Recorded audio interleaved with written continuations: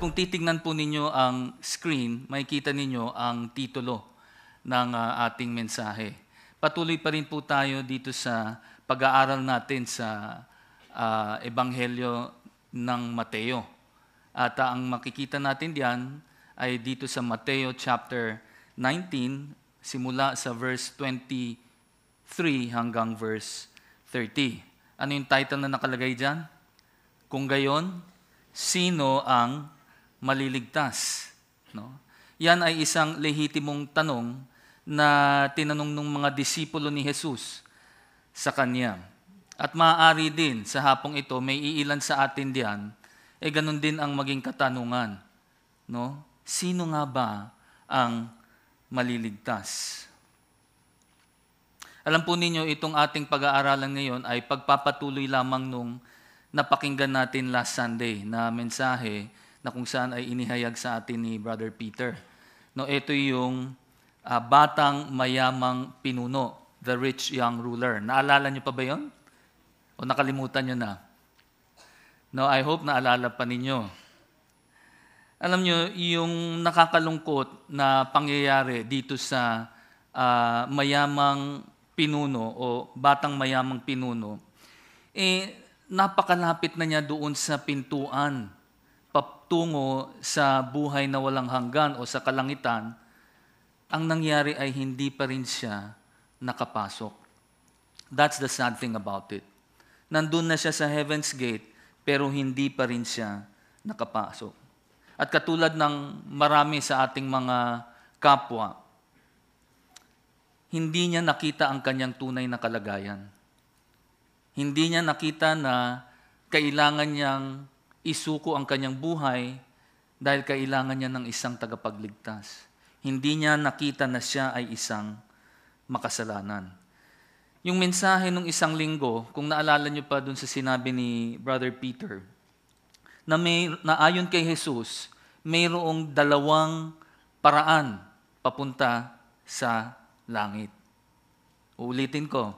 May binanggit si Jesus doon sa Mateo chapter 19, specifically sa verse 17, na kung saan ay sinabi niya na mayroong dalawang paraan patungo sa langit. O yung iba sa inyo dyan, medyo nagtataka no, kung anong ibig sabihin ko doon. Parang may mali doon sa sinabi ko. Yung dalawang paraan na iyon, ang tawag natin dyan, yung pinakauna ay yung imposibleng paraan. Okay? Yun yung pinakauna. Yung tinatawag natin na imposibleng paraan na tayo ay makapunta sa langit. Yan ay yung tinatawag natin na imposibleng paraan ng tao. Pero meron ding isa na kung saan ay tinatawag natin yung divine way, God's divine way, or yung dakilang paraan ng Diyos. Dakilang paraan ng Diyos. Tingnan muna natin yung pinakauna. Yung imposibleng paraan ng tao papunta sa langit. Makikita natin yan sa verse 17 ng Matthew chapter 19. At ano ang nakalagay diyan? Anong nakalagay diyan? Ngunit, yamang ibig mong pumasok sa buhay, sundin mo ang mga utos. Sino ang nagsabi niyan? Sino nagsabi niyan? Si Jesus. Anong sabi niya? Gusto mong pumasok sa buhay? Gusto mong magkaroon ng buhay na walang hanggan? Ano daw ang dapat mong gawin? Sundin mo ang utos. Sino ang nagsabi? Ang ating Panginoong Jesus. Ano yan? Kinokontradict ba niya yung kanyang mga itinuro sa kanyang mga disipulo? Bakit niya sinabi yun? Matanong ko nga kayo, meron ba kayong taong kilala o kaya meron bang tao dito o di kayo taong kakilala nyo na simula nung siya ay ipinanganak hanggang sa siya ay namatay, ni minsan ay hindi siya nagkasala. At sinunod niya ang kautusan ng Diyos nang walang palya. Meron ba kayong kilalang ganong tao na sa buong buhay niya perfectly, consistently, nasunod niya yung kautusan ng Diyos? Meron ba kayong kilalang ganong tao? Ako meron. Sino yon? Yan ay ang ating Panginoong Jesus. Siya lamang ang pwedeng makagawa niyan. Kaya ang sabi ng Panginoong Diyos, kaya mo yan? Walang palya, susundin mo ang utos ko hanggang sa iyong huling hininga. Mamaya makikita natin kung ano ang sinagot nitong mayamang pinuno. Pero tingnan muna natin ang pangalawang Korinto, chapter 5, verse 21, na kung saan, ang sabi riyan, ito ay sapagkat siya na hindi nagkasala ay ginawang kasalanan para sa atin upang tayo ay maging katuwiran ng Diyos sa Kanya. Ayon kay Pablo, ayon sa Biblia, ni minsan ay hindi nagkasala ang ating Panginoong Hesus. Ang ibig sabihin niyan, siya lamang ang may abilidad o may kakayanan na sundin ang utos ng Diyos nang walang palya, walang pagkakamali ni minsan. Simula nung kanyang kapanganakan hanggang sa kanyang kamatayan. Tanging siya lamang ang pwedeng makagawa niyan. Dahil iisa lamang ang pwedeng makagawa niyan, ang ating Panginoong Hesus, ang ating tagapagligtas. Ngayon, may ginawa si Jesus. Pagkatapos niyang banggitin yan, meron pa siyang pinakitang isang paraan. At ano yung paraan na yun? Yun yung tinatawag natin na dakilang paraan ng Diyos, God's divine way. Paano daw siya makakapasok sa langit? Ito raw ang paraan. Kung titingnan natin sa verse 21 ng Mateo chapter 19, ang sabi diyan, kung ibig mong maging ganap, humayo ka, ipagbili mo ang iyong tinatangkilik at ibigay mo sa mga dukha at magkakaroon ka ng kayamanan sa langit. Pagkatapos, halika at sumunod sa akin. Anong ibig sabihin ni Jesus diyan? Ano ba ang sinasabi ni Jesus? Napakasimple, di ba? Ang sabi niya dito sa batang mayamang pinuno, kung gusto mong pumasok sa buhay, kailangan isuko mo ang lahat-lahat para sa akin at sundin mo ako. He has to surrender everything. Ang sabi nga niya doon, kailangan i-forsake niya ang lahat-lahat at sumunod siya kay Jesus. Alam niyo yung mga disipulo ni Jesus, nung sinabi niya, come and follow me, anong ginawa nila Pedro? Di ba? Binitawan nila ang lahat. Binitawan nila ang kanilang tahanan, ang pamilya nila, ang trabaho nila, at anong ginawa nila? Sila ay sumunod kay Jesus. Yun ang gusto ng ating Panginoon na gagawin ng isang tunay na alagad ng Diyos. Kung ikaw ay isang tunay na Kristiyano, iyan ang gagawin mo. Bibitawan mo ang lahat at susunod ka sa Kanya. Tignan natin ang unang Timoteo, chapter 6, verse 17. Ito ay isang reminder sa mga mayayaman. Sabi niya rito, utusan mo ang mayayaman sa kapanahunang ito na huwag silang maging mapagmataas. Hindi nila dapat ilagak ang kanilang pag-asa sa kayamanang walang katiyakan. Sa halip, dapat nilang ilagak ang kanilang pag-asa sa buhay na Diyos na marangyang ipinagkakaloob sa atin ang lahat ng bagay upang tayo ay masiyahan. Ang sabi ni Pablo kay Timoteo, utusan mo yung mga mayayaman. Sabihin mo sa kanila, huwag silang umasa sa kayamanang walang katiyakan. Dapat kanino daw sila aasa? Sa ating Panginoong Diyos. Yan ang ibig sabihin na isinuko mo ang iyong lahat-lahat sa Panginoong Diyos. Hindi ka na umaasa doon. Hindi ka na umaasa sa sarili mong kakayanan. Hindi ka na umaasa sa iyong kayamanan. Kanino ka na lang umaasa? Sa ating Panginoong Diyos. Alam niyo kung bakit pinakita ito ni Jesus dito sa batang mayamang pinuno? Dahil ang tingin niya sa sarili niya, siya ay isang matuwid at mabait na tao. Di ba kaya nga nung sinabi sa kanya yan ni Jesus, kung gusto mong pumasok sa buhay, sundin mo ang mga utos, anong sabi niya? Opo. Ang tinanong pa niya, alin doon? Nung binanggit ni Jesus ang bawat isang kautusan, ano sabi niya? Yan daw lahat ay kanyang nagawa. Mali ang kanyang pag-iisip. Ang akala niya, nasusunod niya ng maigi ang kautusan ng Diyos. Katulad ng binanggit ko kanina, wala ni kahit sinong tao ang pwedeng makagawa niyan. Na masunod ang kautusan ng Diyos sa kanyang buong buhay, simula sa kanyang kapanganakan hanggang sa kanyang kamatayan. Wala ni isa sa atin dito ang makakagawa niyan, kundi si Jesus lamang. Kaya ito pinakita ni Jesus sa kanya ay upang maintindihan niya yung katotohanan yun, na hindi niya kayang iligtas ang kanyang sarili. Na hindi niya kayang iligtas ang kanyang sarili. Kaya nakakalungkot nung binanggit ni Jesus sa kanya, isuko mo ang lahat ng meron ka, ibenta mo at ibigay mo sa mahihirap. Anong ginawa nung mayamang pinuno? Tinalikuran niya si Jesus. At siya ay nalungkot. Bakit? Hindi niya kayang isuko Naintindihan ba niya ang ebanghelyo? Sa tingin ko, hindi. Dahil ang tingin pa rin niya sa sarili niya, siya ay mabiit. Dahil siya ay isang pinuno. Dahil siya ay mayaman. At malamang maraming mabubuting gawa siyang ginagawa. Kaya ang tingin niya, ligtas siya, makakapasok siya. Pero nung sinabi sa kanya ni Jesus, walang pwedeng makapasok sa kanyang kaharian, hindi siya makapaniwala. Kaya siya ay tumalikod at lumayo na kay Jesus. At yan bilang ating konteksto, atin nang titingnan yung ating pangunahing talata. Kaya maaari ay aanyayahan ko kayong magsitayo at basahin po natin ng sabay-sabay yung pangunahing talata natin na makikita natin sa Mateo chapter 19, verse 23 hanggang verse 30. Sabay-sabay po nating basahin yan.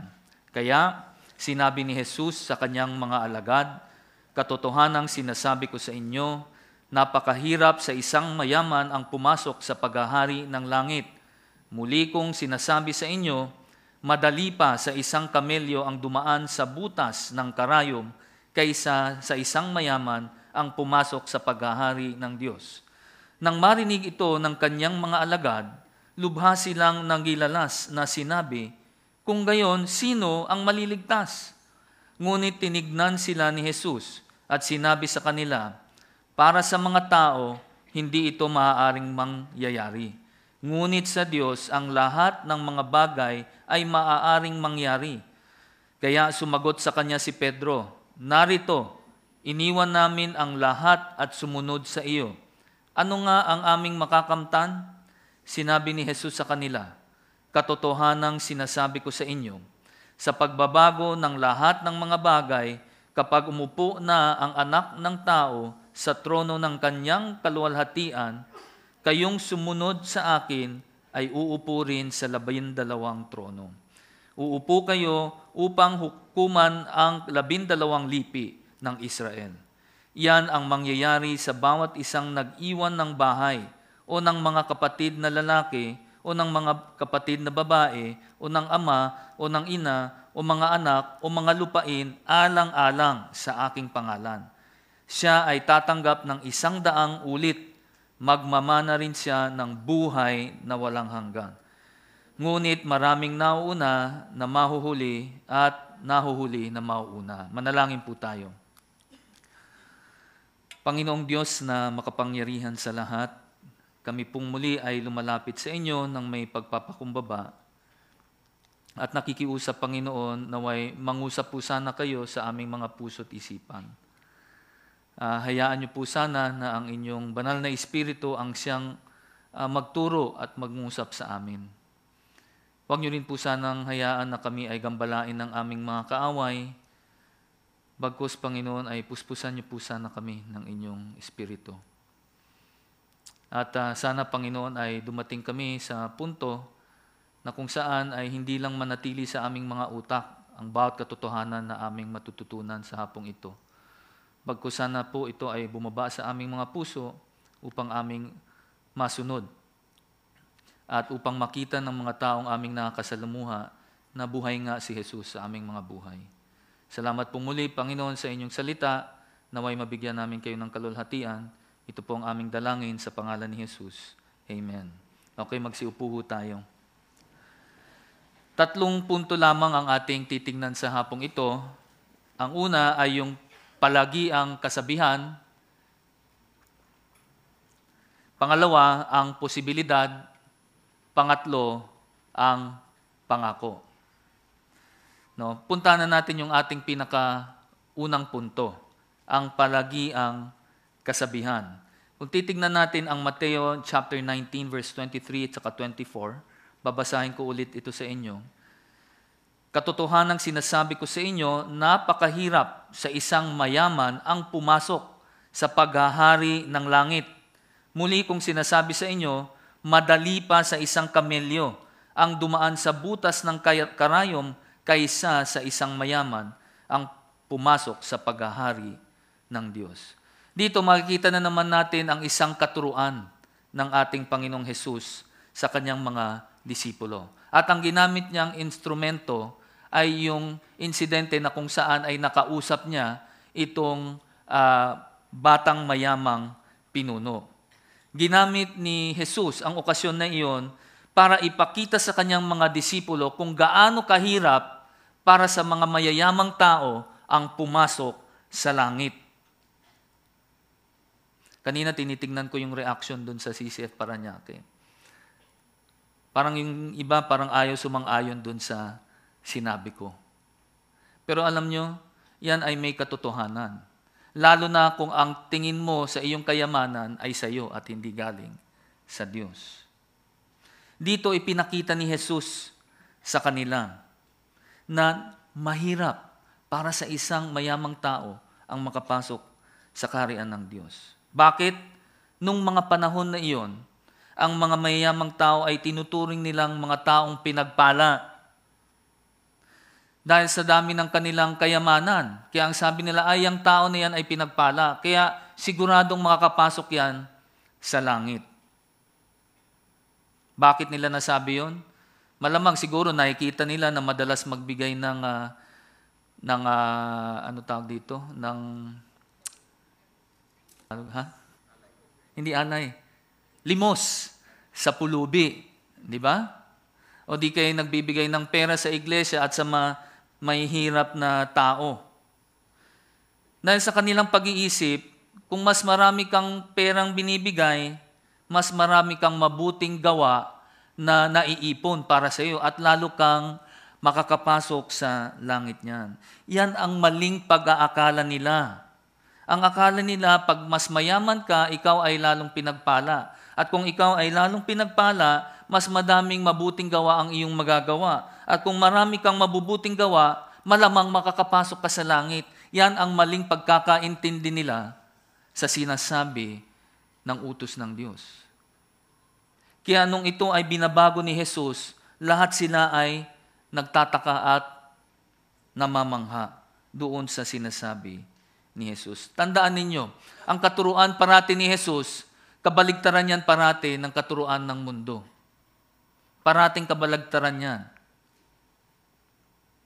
Kaya nga sinasabi ni Jesus sa kanyang mga disipulo, huwag niyong gustuhin na kayo ay maging mayaman. Parang ganun ang sinasabi ni Jesus eh. Ang sabi ni Jesus sa kanila, pag ikaw ay mayaman, mas lalo kang mahihirapang pumasok sa kaharian ng Diyos. Ang kausap niya rito ay hindi yung mayayamang tao, kundi ang kanyang mga disipulo. Tandaan niyo yan ha. Ang kausap niya ay hindi mayayamang tao, kundi ang kanyang mga disipulo. Dahil ayon kay Kristo, pag ikaw ay mahirap, kung ikaw ay medyo salat sa yaman ng mundo, dahil ikaw ay medyo mababa ang iyong katayuan dito sa lipunan, ang sinasabi ni Jesus sa mga disipulo niya ay, alam niyo, dapat magpasalamat pa kayo dahil kayo ay mas pinagpala. Dahil mas madali kayong makapasok sa langit. Hindi katulad nung mayayaman na yan, na katulad nung mayamang pinuno na yan, na kung saan ang kanyang pagtitiwala ay nandun sa kanyang kayamanan, kaya hindi niya mabitawan, kaya hindi niya kayang isuko ito sa Panginoon at hindi siya makapasok sa kanyang kaharian. Alam niyo, kung ikaw ay isang mayamang tao, tunay nga na mas mahirap na ikaw ay makakapasok sa kaharian ng Diyos. Bakit? Dahil kung mas marami ang iyong ari-arian, maraming sagabal, maraming distractions. Imbis na ikaw ay makapaglingkod sa Panginoon, mapapansin mo na lang, parati mong tinitignan yung iyong mga ari-arian at kung paano ka pa lalong yayaman. Yun ang nasa isip mo parati. Kaya sabi ni Jesus, ito ay magiging hadlang para ikaw ay makapasok sa kanyang kaharian. Kadalasan itong mga makamundong yaman na ito ang siyang hihigop sa atin, no? Patungo sa kamunduhan, sa tukso ng mundo. Hindi katulad ng mga mayroon lang kakarampot na madalas ay kinakapos pa. Alam nyo, pag sila ay nagkaroon ng problema, hindi naman sila pwedeng lumapit doon sa kanilang ari-arian dahil wala silang ari-arian. Sino lamang ang pwede nilang lapitan? Ang ating Panginoong Diyos. Iiyak na lang sila sa Panginoon. Di ba? Kaya totoo ang sinabi ni Jesus na mas mahirap para sa taong mayaman na makapasok sa kaharian ng Diyos kaysa sa mga taong mahihirap. Dahil madali sa kanilang ituon ang pansin sa kanilang Panginoong Diyos. Kaya nga si Jesus ay nagsabi nitong palagi ang kasabihan na makikita natin sa verse 24 na kung saan ang sinabi niya, madali pa sa isang kamelyo ang dumaan sa butas ng karayom kaysa sa isang mayaman ang pumasok sa paghahari ng Diyos. No? Itong kasabihang ito ay ayon sa mga scholar ng Biblia, maari ito ay nanggaling sa isang kasabihan din sa Babylonia, na kung saan ang ginamit ay hindi kamelyo, kundi elepante. No? Sa kanila, madali pa sa isang elepante ang dumaan sa butas ng karayom. Kung sa atin kaya, anong gagamitin natin? Mas madali pang makapasok ang kalabaw. Pero kung ikukumpara mo yung kalabaw sa elepante, maliit pa yung kalabaw, no? But anyway, ano ba ang sinasabi dito ni Jesus? Ano ba ang pinapakita niya rito sa atin? Alam nyo, ang isang maling interpretasyon dito ay yung sinasabi na, yung mga mayayaman daw na yan ay hindi raw makakapasok sa kaharian ng Diyos. Hindi raw sila makakapasok. O isipin mo, paano nga ba makakapasok ang kamelyo sa karayom, sa butas ng karayom? Meron yung iba, nilalayo nila yung karayom. Yan. Nakapasok na yung kamelyo. Pero hindi yun ang ibig sabihin. Literally, no? Mas madali pa raw na makapasok ang kamelyo doon sa butas ng karayom. Anong ibig sabihin ng ating Panginoong Diyos dyan? Sinasabi nga ba niya na hindi talaga makakapasok ang mga mayayaman sa kaharian ng Diyos? Maliho yan kung yan ang nasa isip natin. Dahil kung titignan ninyo ang Biblia, sa Lumang Tipan at Bagong Tipan, maraming mayayamang Kristiyano dyan o mayayamang tagasunod ng ating Panginoong Diyos. Si Abraham na lang. Siya ay maraming pag-aari ng mga tupa at mga baka. Di ba? Sino pa? Si Haring David, na isang hari. Lalo na si Solomon. Nung panahon niya, siya ang pinakamayamang tao sa balat ng lupa nung panahon niya. Sa Bagong Tipan, si Jose ng Arimatea, na siyang nagbigay ng kanyang tomb, no, para si Jesus ay mailibing. Ito ay isang makadiyos din na tao. Sila ay mayayaman. So paano natin sasabihin na imposibleng makapasok sa kaharian ng Diyos ang mayayaman? Maling pagkakaintindihan. Alam niyo ano ang sinasabi talaga ni Jesus diyan? Ang sinasabi lang niya doon ay katulad nung sinabi niya doon sa batang mayamang pinuno, na imposible na ang tao sa sarili niyang kakayanan o sa pamamagitan ng kanyang kayamanan ay makapasok sa kaharian ng Diyos. Hindi lang doon sa mayayamang tao, pati tayong mahihirap. Lahat tayong tao, imposibleng makapasok sa kaharian ng Diyos. Kaya hindi lang yung mayayaman. Lahat tayo. At dahil diyan sa anong tawag dito? Dahil diyan sa imposibleng paraan ng tao na makapasok sa kaharian, nagbigay ng dakilang paraan ng ating Diyos. At ito yung tinatawag kong ang posibilidad. Sa wikang Ingles, the possibility. No, ito ang tinatawag kong divine possibility, ang dakilang posibilidad.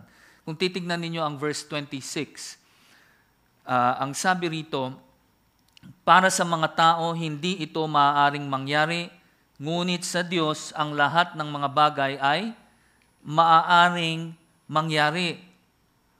Sa tao, sa sarili niyang kakayanan, kahit marami siyang ari-arian dito sa mundo, imposibleng makapasok sa langit. Kaya gumawa ng paraan ang ating Diyos. Sa tao, imposible, sa Diyos, posible. Meron bang mahirap para sa ating Panginoong Diyos? Meron bang imposible para sa Kanya? Tignan natin dito sa Genesis chapter 18 verse 14. Ang sabi rito, may anumang bagay kayang napakahirap sa Panginoon, sa tadhanang panahon ay babalik ako sa iyo. Sa taong darating at si Sarah ay magkakaanak ng isang lalaki. Kilala niyo naman si Sarah, di ba? Yung asawa ni Abraham. Alam niyo, siya ay baog. Alam niyo yun, di ba? At siya ay nakapagbigay ng isang anak kay Abraham sa kanyang katandaan. Alam niyo ilang taon na siya nung siya ay nanganak? 90 anyos. 90 anyos. Hindi lang siya baog. Medyo Kanina sinabi ko to sa Paranaque, tuyot na. Sabi ko baka naka-offend ako ng ibang tao. Hindi lang baog, tuyot pa. Anyway, hindi lang siya baog, matanda na. Pero may imposible ba sa Diyos? Meron bang mahirap para sa ating Panginoong Diyos? Wala. Nangyari yung imposible.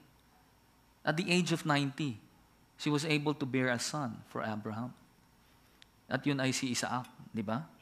Tingnan natin sa Jeremiah chapter 32 verse 17. Ang sabi diyan, Panginoong Diyos, narito, iyong ginawa ang langit at ang lupa sa pamamagitan ng iyong malaking kapangyarihan at sa pamamagitan ng iyong unat na kamay. Walang bagay na totoong napakahirap sa iyo. Yun ang sabi ng Biblia. Walang mahirap, walang napakahirap sa Diyos. Lahat ay madali, walang imposible, lahat ay posible para sa Kanya. Lucas chapter 1 verse 37. Ang sabi rito, ito ay sapagkat sa Diyos ay walang anumang bagay na hindi mangyayari. Sa Diyos walang imposible. Lahat ay posible.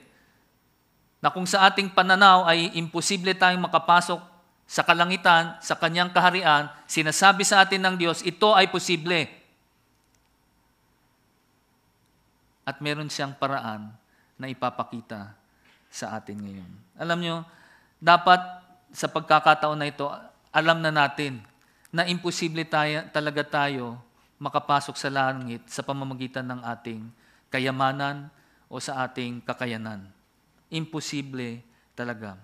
Kaya ang Diyos ay gumawa ng tinatawag natin na dakilang paraan, the divine possibility. At ano ito? Ito ay sa pamamagitan ng ating Panginoong Jesus. Kung titingnan ninyo ang unang Korinto, chapter 15, verse 1 to 4, ito yung ebanghelyo. Sabi niya rito, mga kapatid, ipinaalam ko sa inyo ang ebanghelyo na ipinangaral ko sa inyo na inyo ring tinanggap at inyong pinaninindigan.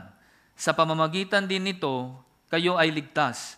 Kapag nang hahawakan kayong matatag sa salitang ipinangaral ko sa inyo, maliban na lamang kung sumasampalataya kayo ng walang kabuluhan. Ito ay sapagkat ibinigay ko na nga sa inyo nung una pa lamang ang akin ding tinanggap na si Kristo ay namatay para sa ating mga kasalanan ayon sa mga kasulatan. Siya rin ay inilibing at siya ay ibinangon sa ikatlong araw ayon sa mga kasulatan.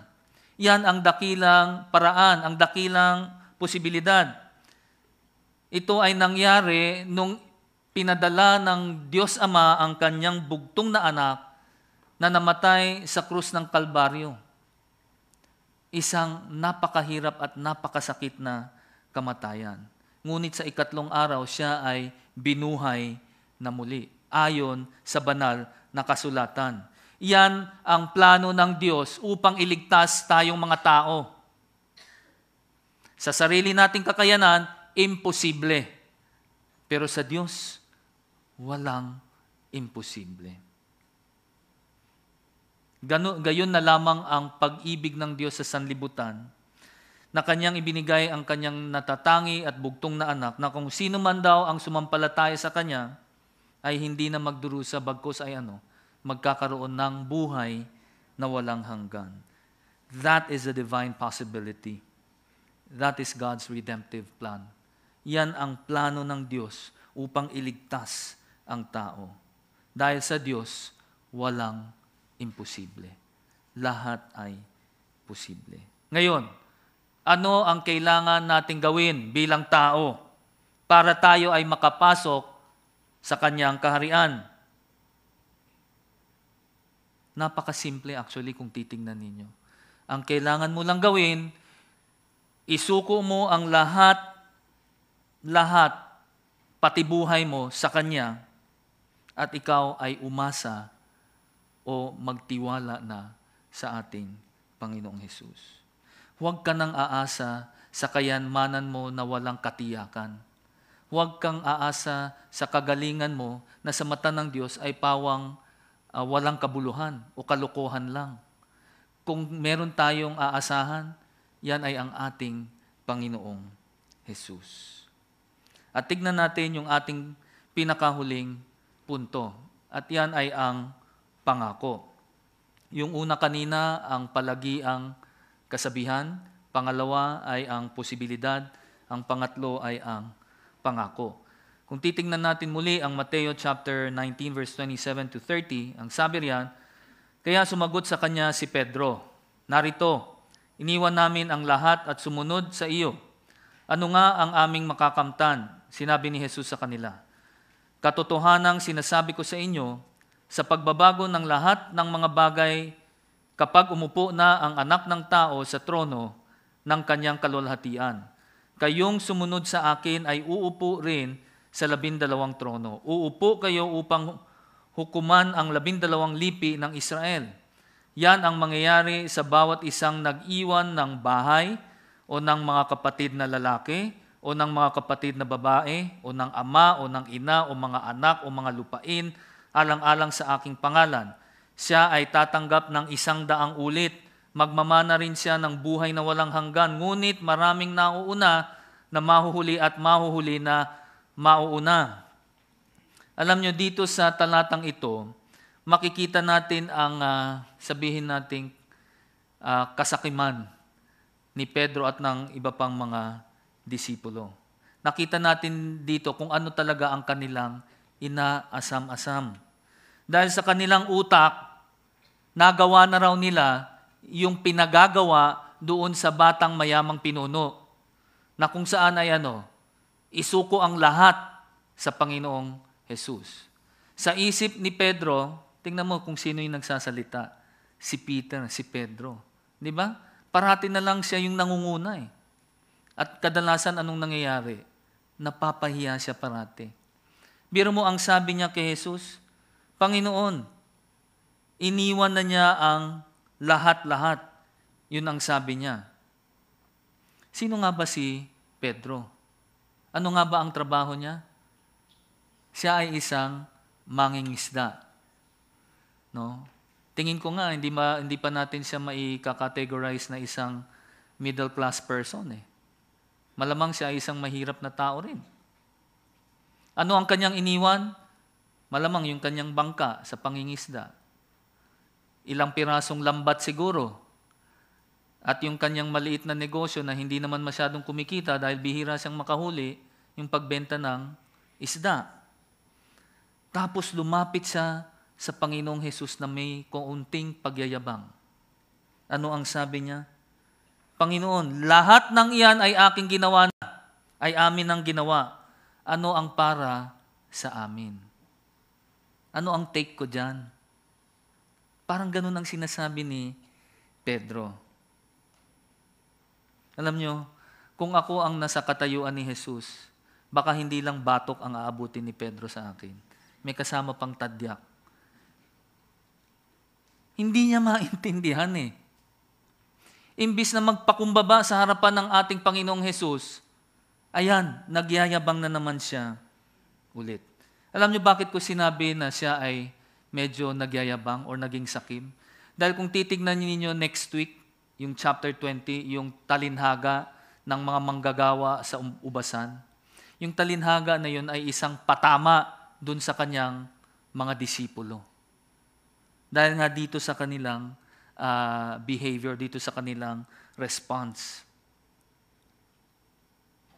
Pero mga kapatid ko, huwag niyo rin isipin na mali ang umasa ka na ikaw ay tatanggap ng gantimpala mula sa Diyos. Lalo na't kung ito ay kanyang ipinangako. Kung ipinangako yan ng Diyos, okay lang na ikaw ay mag-expect. Pero kung yun lamang ang naging dahilan mo, kaya ka sumusunod sa Diyos, yan ang mali. Sana kung bakit ikaw ay sumusunod sa Diyos ay sa kadahilan ng mahal mo siya at ikaw ay may takot sa Kanya at nais mo siyang sundin. Yun sana ang maging kadahilanan. Hindi dahil sa gusto mong inaasam-asam mong mga gantimpala. Pag yan ang iyong naging ninanais o yung naging motivation mo, ikaw ay nagkakamali. At dun sa susunod na verse, makikita natin kung gaano ka pasensyoso ang ating Panginoong Hesus sa pagsagot niya kay Pedro. Tingnan natin yung Mateo chapter 19 verse 28. Ang sabi niya diyan, katotohanang sinasabi ko sa inyo, sa pagbabago ng lahat ng mga bagay, kapag umupo na ang anak ng tao sa trono ng kanyang kaluwalhatian, kayong sumunod sa akin ay uupo rin sa 12 trono.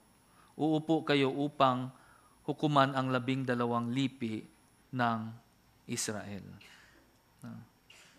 Ano ba itong ibig sabihin ni Jesus? Alam niyo ang ipinakita dito ni Jesus sa kanyang mga disipulo?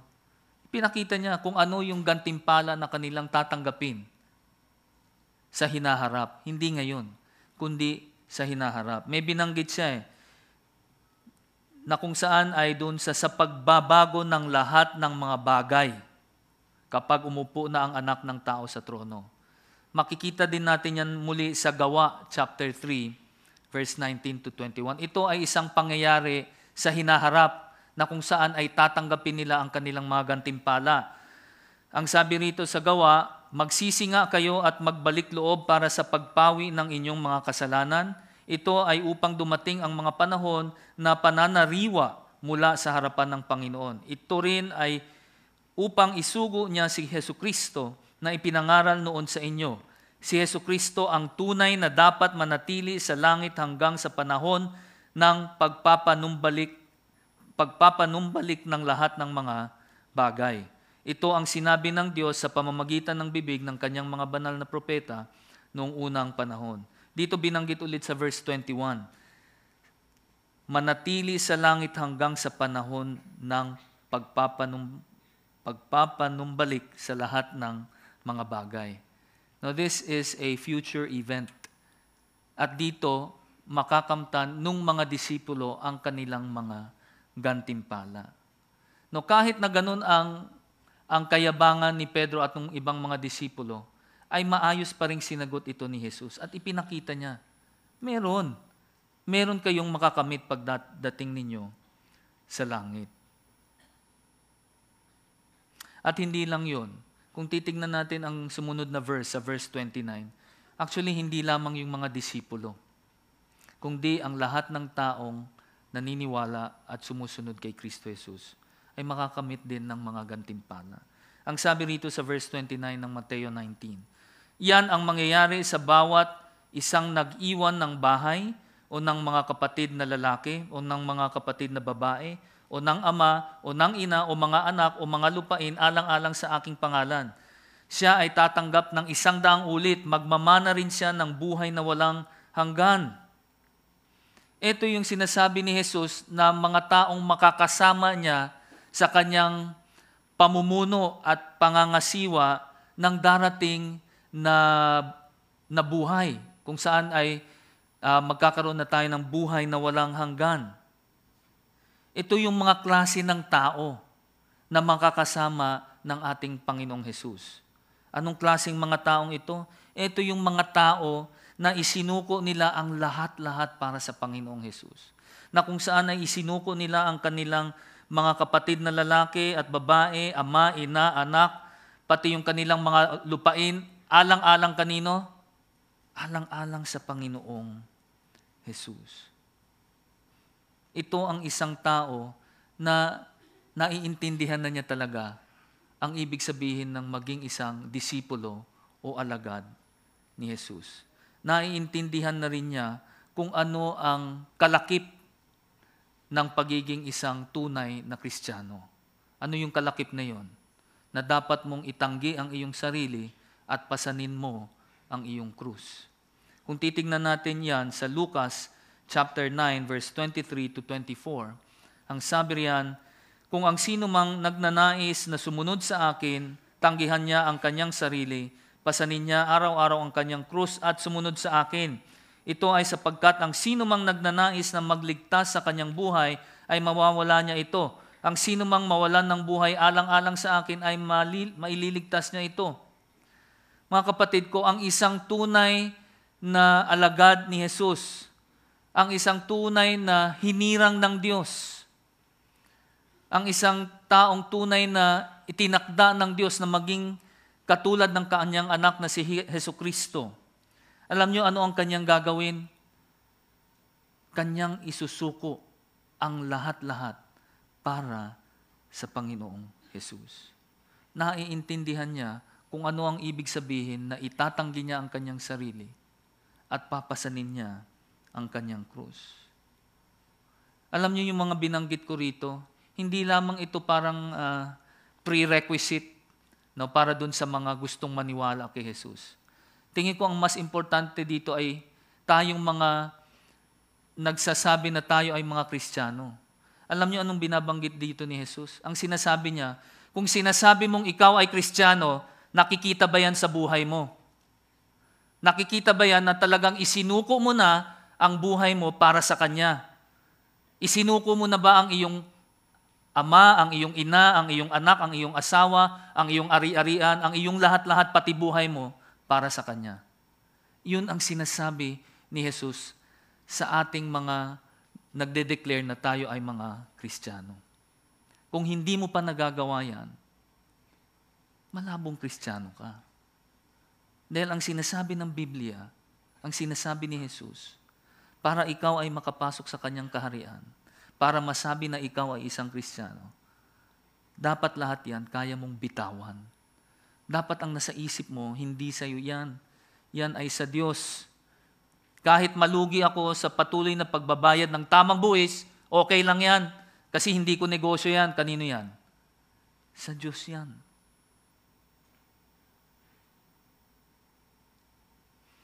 At ito yung pangako ng Diyos para doon sa mga taong isinuko ang lahat-lahat para sa Kanya.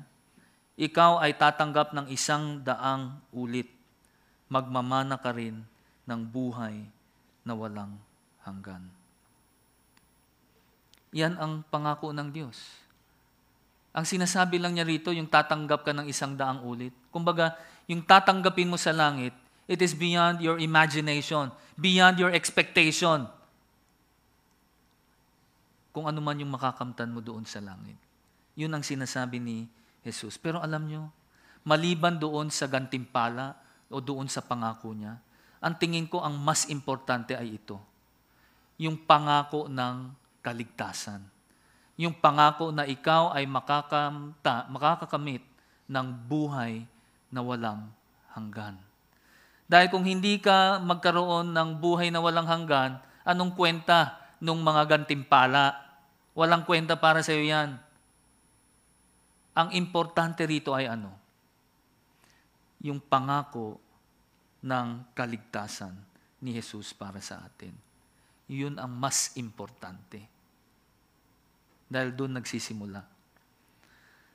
Yung ating pinakahuling verse sa Mateo chapter 19 verse 13. Ang sabi rito, ngunit maraming nauuna na mahuhuli at nahuhuli na mauuna. Alam niyo itong huling verse dito sa chapter 19, actually ito ay pasimula nung istorya o nung talinhaga sa chapter 20. Yung talinhaga ng mga manggagawa sa loob ng ubasan. No, umpisa na ito. At ito ay i-share or ipipreach sa atin ni Doc Rico next week. Kaya, siyempre marami sa inyo nag-iisip, ano kaya ang ibig sabihin noon? No, yung nauuna ay mahuhuli, yung nahuhuli at ay mauuna. No, kaya I encourage you, next week dapat nandito rin kayo para maintindihan ninyo. Kasi ibibigay yan ni Doc Rico ng buong detalye. No, kung ano ang sinasabi nito. Pero ngayon, ang gagawin lang natin ay bibigyan ko kayo ng sneak preview. Okay? Sneak preview lang. Kasi pag kinuwento ko na ngayon, baka matulog na lang kayo next week habang nagpipreach dito si Doc Rico. Bigyan ko lang kayo ng sneak peek. Okay? Alam niyo sa pamantayan ng mundo, pag ikaw sa wikang Ingles, if you are the early bird, you will catch the what? You will catch the worm. Diba? Kung ikaw ang unang dumating sa pamantayan ng mundo, dapat ikaw rin ang parating unang makakuha o makatanggap. Diba? Yan ang pamantayan ng mundo. At kung ikaw ay nahuli, huli ka rin. Ang tawag sa iyo, kulelat. O di kaya balagong. Diba? Kulelat ka. Ngayon, yan ay pamantayan ng mundo. That's the world standard. Pero iba ang pamantayan ng Diyos. Ano kayang ibig sabihin ng ating Panginoon Jesus na maraming nauuna na mahuhuli at nahuhuli na mauuna? Alam nyo, itong verse na ito, sa verse 30, hindi po ito nasa konteksto ng gantimpala. Uulitin ko. Hindi po ito nasa konteksto ng gantimpala na ating matatanggap. Na kadalasan yun ang iniisip ng tao. Na kumbaga parang sinasabi, kung ikaw ay maraming nakamit na dito sa mundo, pagdating mo sa langit, konti lang ang iyong makakamit. Kung kakaunti lang ang nakamit mo dito sa mundo, pagdating mo sa langit, marami ang iyong matatanggap. Hindi po yan ang ibig sabihin sa verse na ito. Hindi po yan ang sinasabi ni Jesus dito. Alam nyo ano ang konteksto nito? Hindi ho sa gantimpala, kundi sa kaligtasan. Yan ang konteksto nito. Ang pinag-uusapan dito ay hindi gantimpala, kundi kaligtasan. Isipin ninyo, dun sa sinabi ni Jesus, pag ikaw ay nauna, mauhuli ka. Pag ikaw ay nahuli, ikaw ay mauuna. Alam nyo ano ang sagot dyan sa tanong ni Jesus? Yun sa sinabi ni Jesus.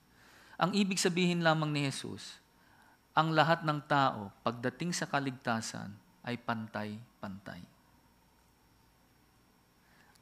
Ang lahat ng tao, pagdating sa kaligtasan, ay pantay-pantay. Katulad na lang nitong si Jose, si Joseph the Dreamer. Diba? Alam natin na simula ng pagkabata ay nakakilala na siya sa Panginoon eh. Diba? Katulad naman nitong si Nicodemo. Diba? In the middle of his life, ay nakakilala rin siya sa Panginoong Jesus. Tignan nyo rin itong magnanakaw na naipako doon sa krus ng Kalbaryo. Sa kanyang kahuli-hulihang oras sa mundong ito, at saka pa lang siya nakakilala sa Panginoong Jesus. Yun ang ibig sabihin ng ating Panginoong Jesus. Yung mauuna ay mauhuli, ang mauhuli ay mauuna. Lahat tayo, pagdating sa kaligtasan, ay pantay-pantay.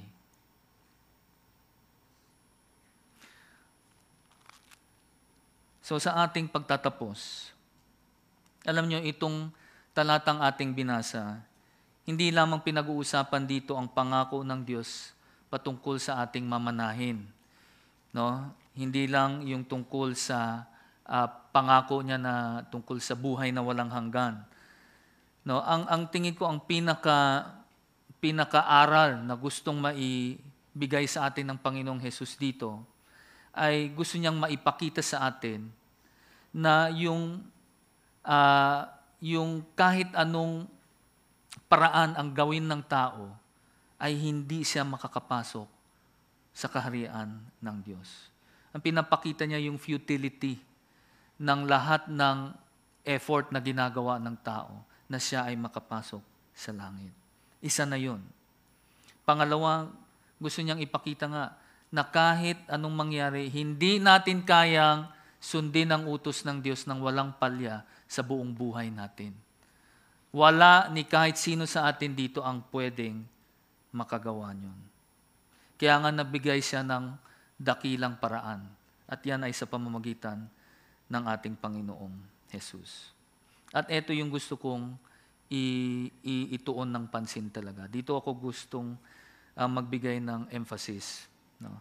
Naalala niyo yung sinabi ko kanina na yung iba sa atin, no, yung iba nag-iisip na yung binanggit ko ay parang prerequisite para dun sa mga taong gustong maniwala kay Jesus na dapat mong isuko ang buhay mo. Pero ito ang gusto kong pagtuunan nyo ng pansin. Kung sinasabi mo ikaw ay isang tunay na Kristiyano, meron bang ebidensya? May ebidensya ba? Sinasabi ni Jesus sa kanyang mga disipulo, nakikita ba ang ebidensya sa inyo? Naisuko nyo na ba ang lahat-lahat para sa ating Panginoong Diyos?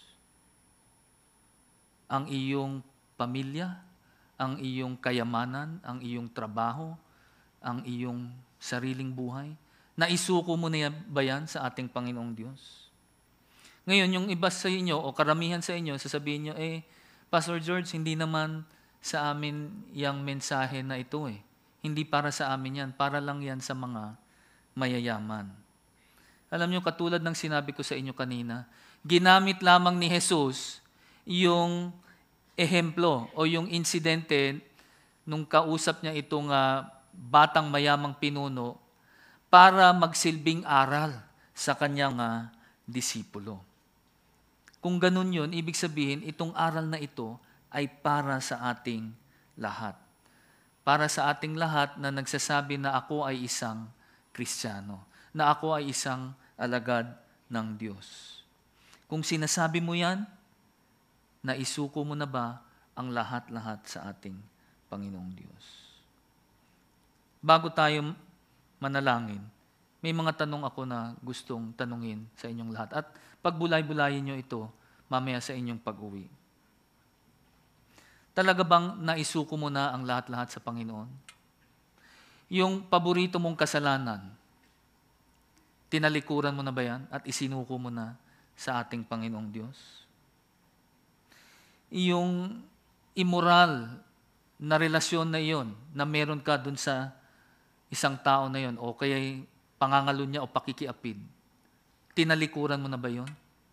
O di kaya meron kang bisyo na hanggang ngayon ay dala-dala mo pa, isinuko mo na ba yon sa ating Panginoong Diyos? O di kaya ikaw ay involved sa isang illegal na transaksyon o pagnenegosyo,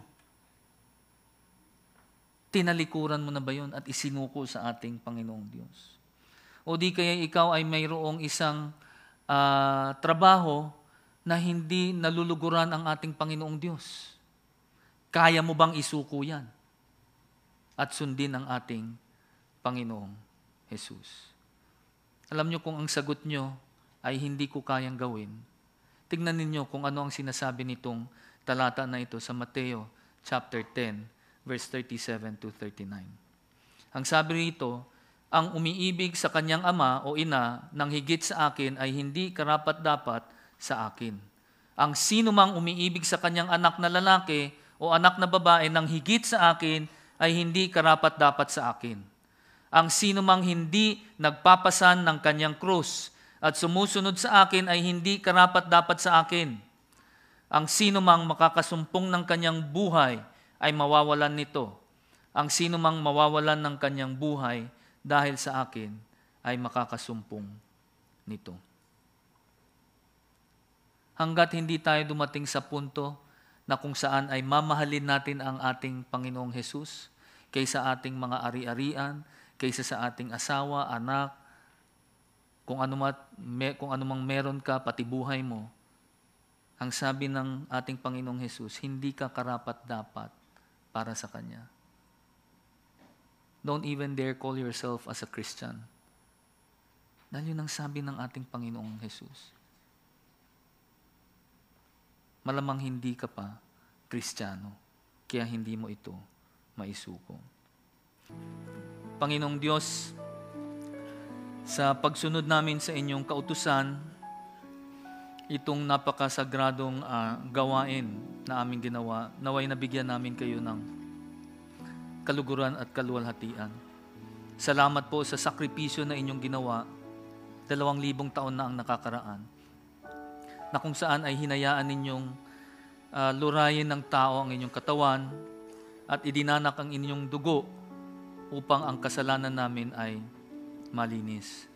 Salamat po sa inyong sakripisyo. Salamat din, Panginoon, sa katotohanan ng aming natutunan sa hapong ito na tunay nga na imposible sa kahit sinong tao sa pamamagitan man din ng kanyang kayamanan o ng kanyang sariling kakayanan, talagang imposibleng makapasok sa inyong kaharian. Kaya kami ay nagpapasalamat sa inyong dakilang paraan sa pamamagitan ng aming Panginoong Hesus. Salamat, Panginoon, naway naintindihan namin sana kung ano ang ibig sabihin ng pagiging isang tunay na Kristiyano, na kung saan ay kailangan naming isuko ang lahat-lahat sa inyong harapan. Salamat pong muli, Panginoon. Pagpalain niyo po sana ang bawat isa. Ito po ang aming samot dalangin sa matamis na pangalan ni Jesus. Amen. Maraming salamat po.